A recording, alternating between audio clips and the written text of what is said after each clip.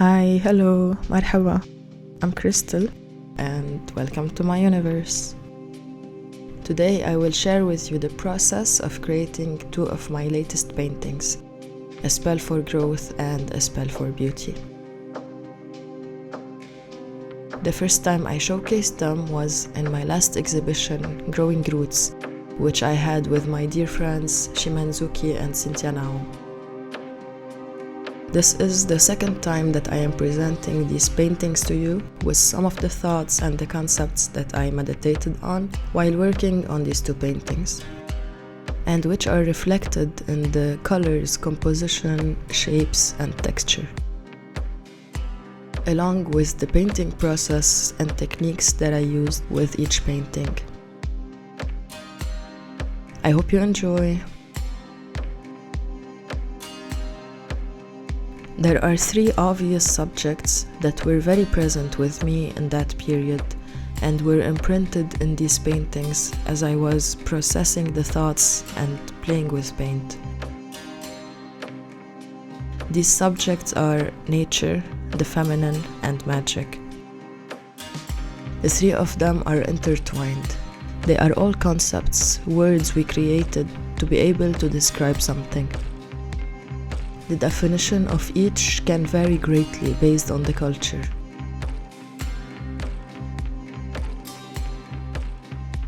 I was listening to Alan Watts' lectures yesterday, and he mentions three different theories of nature from three different cultures.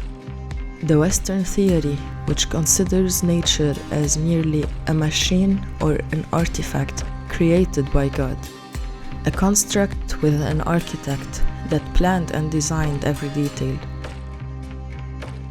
This is the theory I grew up on, although I am not from the West, but I did grow up in a Catholic family, and this theory is inspired by the story of creation in the Bible.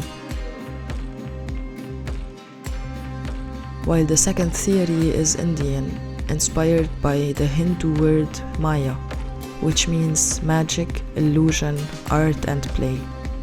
What I like about this perspective is the lightness of it, as if life is a show made by us for our own entertainment. And when we approach our work with a playful and magical mindset, like we did when we were kids, we create wonders while having a great time. The Chinese theory stands in contrast with the Western theory. They have the word zi'ran, which means of itself so, or what happens of itself. In other words, they believe that nature rules itself and does not have a ruler.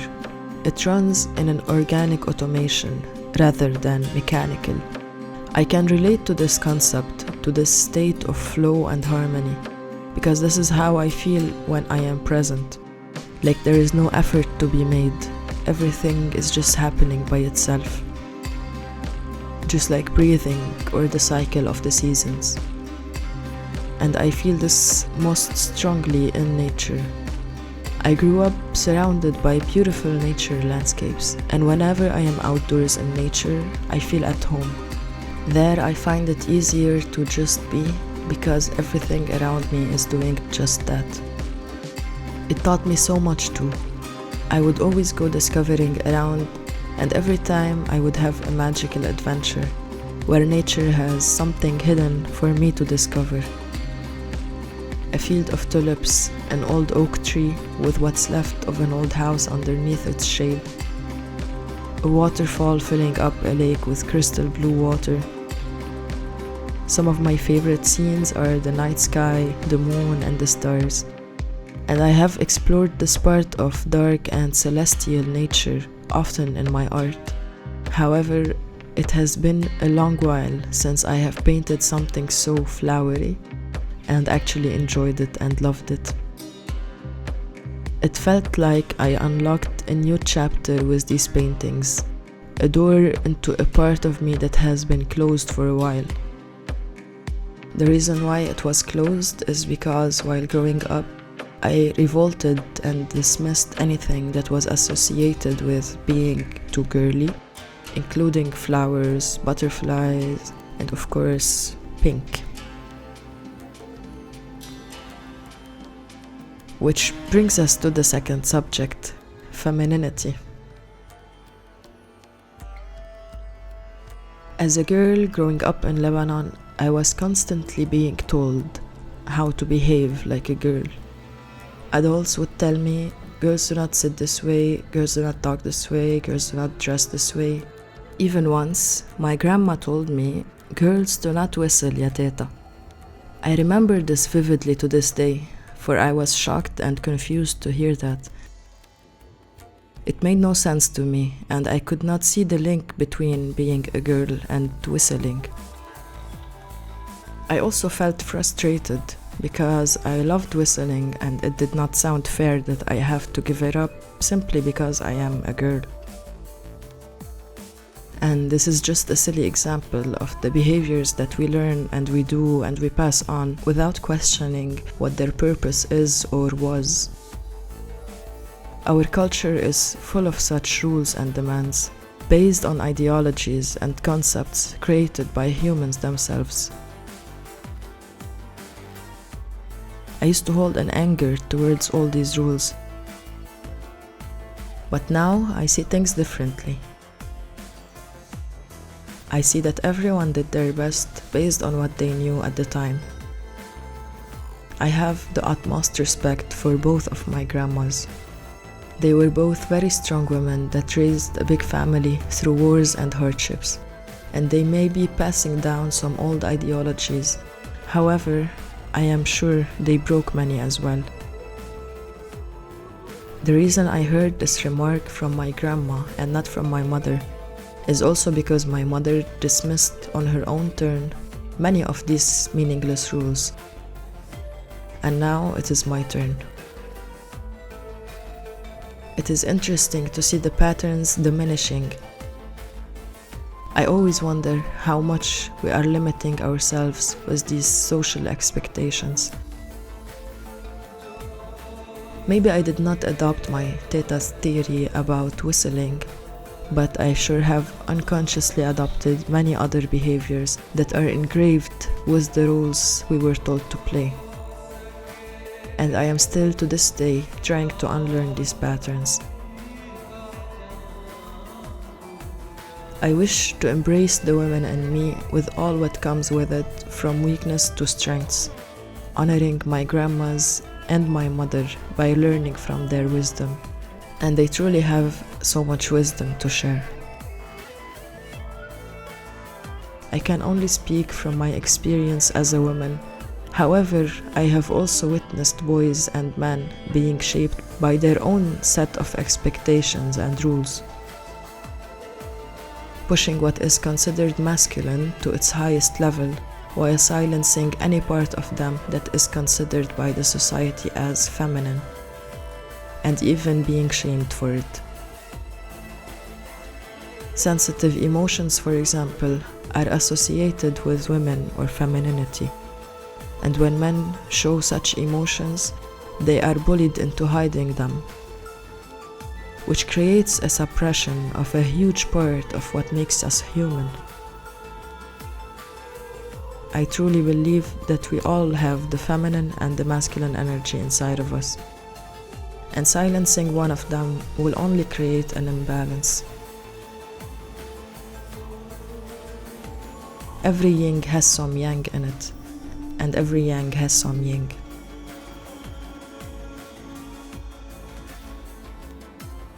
Everything in nature is made of energy.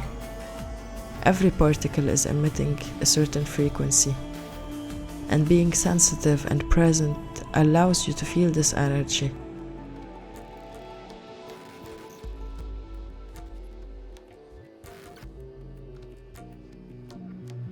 We start understanding these dynamics and learn to flow with this energy. That includes my own energy, understanding myself and how I am affected and affecting the world around me by observing and experimenting.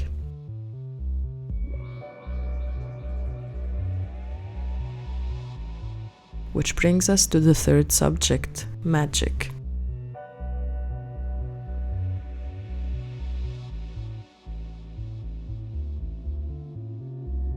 and this is my recent understanding of the concept of magic. For me, magic is like a surfer riding the waves instead of being paralyzed by fear and crushed by the waves. And I wish this to every one of you, to become the magician, the surfer, and enjoy the ride. We all have the power to be the surfer. At first, I was in denial of this power. I was only clashing from one wave to another, sinking in suffering, until I could no longer take it. I could give up and be swallowed by the ocean, or learn how to swim, and maybe even surf. One of the great inspirations for me was Eckhart Tolle, when he describes that when we are not getting the energy we need from the right source, we create conflict and tension because we start draining each other. While if we learn to be conscious and get our energy in a healthy way, we will be shining with energy and spreading this warmth to everyone around without feeling drained. And I have experienced this myself. Once you are one with the force will be with you, as George Lucas puts it. And to use the terms of the stories, when your intentions come from love, it will be white magic. And if it comes out of fear and selfishness, it will be black magic. I believe that George Lucas was inspired by the same energy I am referring to. This force of life that holds everything together in a magical way. And once we are sensitive enough and open to the unseen and the mystical, new realms will open up. Maybe we won't be able to fly off cliffs or move lightsabers around, but we will be able to grow into the best version of ourselves every day and every moment. From the simplest actions, listening, cleaning, to the most skillful work we do, being present and playful will always translate into the best outcomes. We can sense the intentions in which work was made. We know it when we see it. We can tell if something is done with passion, love, and dedication. We describe something as magical when we see the creative energy of the universe, as we are part of this universe and we are trying to understand ourselves as humans and as this universe. There are many mysteries that we cannot explain in this universe. Once we do, we can call them science. It is this process of unfolding and understanding the mystical, chasing secrets with curiosity. This is what makes life worthwhile. Bringing magic from the mystical to make it accessible for everyone.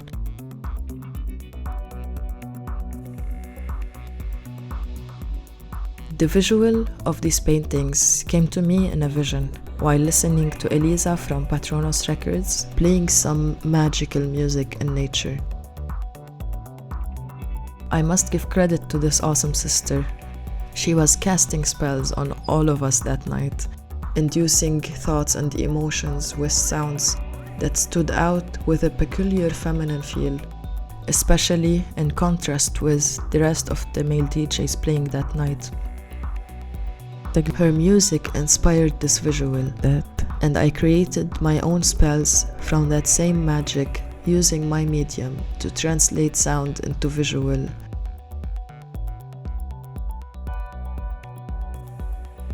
I made a fast sketch that night of the vision to elaborate on it later on. I started with the first painting with a very experimental spirit, with a freehand, organic symmetry, like the symmetry of our bodies, playing around with paint. Then I got into much more details than I thought I will. using the tip of the brush to create a texture like pointillism. I was falling in love with the artwork as it was starting to show.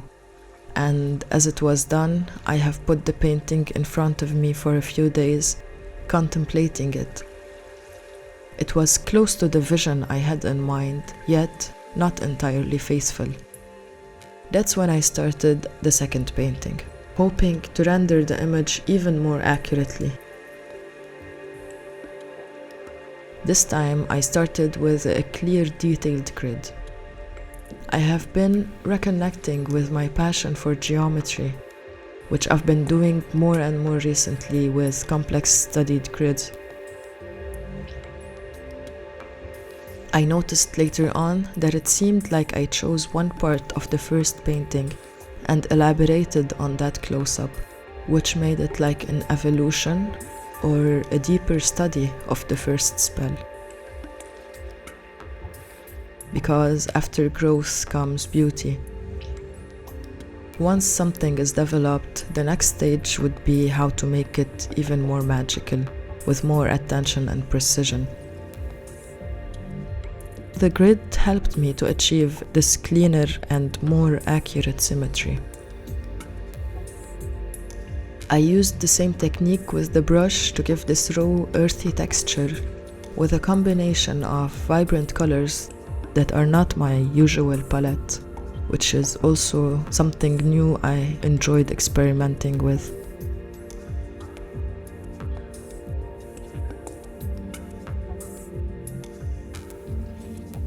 And so it was a spell for growth and a spell for beauty.